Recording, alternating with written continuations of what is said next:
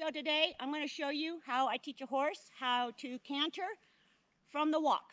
And it's actually pretty easy, it's pretty simple. And because I break it down for the horse actually picks it up pretty quick. Out of all the horses I've taught, I've never had to go over 2 sessions, but most of the time they can just learn it in 1 session. So the first thing that you need to do is you need to make sure that you can get your horse to canter on the circle. Now you need to do this both ways, so do the left circle and the right circle. Then once you got that, now you're going to get your horse back out on that circle.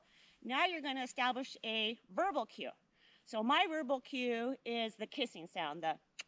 So I need to teach my horse on this circle that when I make that sound, that verbal cue, that means canter. So this step is actually very important if you want the rest to go pretty quick.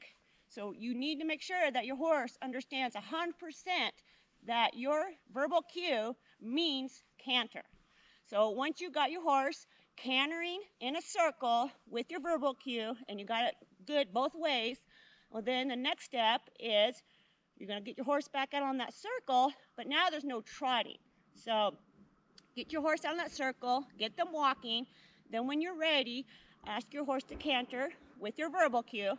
Now, it's going to be pretty common for your horse to try to trot before they canter. That's okay. What you're going to do is you're going to say no, you're going to put them back to the walk. But what I like to do is I actually just stop them, disengage your hindquarters, and then put them back out on the walk, and then ask again. So I just keep repeating that, and I keep practicing that. And once I got my horse good at cantering both ways consistently with my verbal cue, and they're doing the canter from the walk, no trotting, well, then it's time to get on. Just like on the ground, get your horse out on the walk, give him your pre-cue. Good. And, by this time, your horse shouldn't be able to trot. If you got your pass steps down, the horse should just go right into the canter. Now, if your horse does trot when you're up here, it's okay. Just bring them right back down to the walk and then ask them again and just keep practicing it. But if you got your other steps down pretty good, up here, once you get on, it should actually go pretty quick. So something else I wanted to mention is if your horse is really struggling, you can just start from the very first step and then work your way back up and see what you missed, because your horse should not be trotting by this point. So now, after you got this down really good, your horse is cantering from the walk with your verbal cue. Now you can refine it. So now you can change your verbal cue to your leg cue.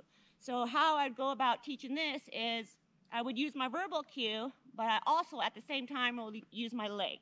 And I would slowly just get rid of my verbal cue to where eventually I'm not even doing the verbal cue anymore. It's just my leg. So I hope that helped. And until next time, Charlie and I thank you for watching. Bye-bye.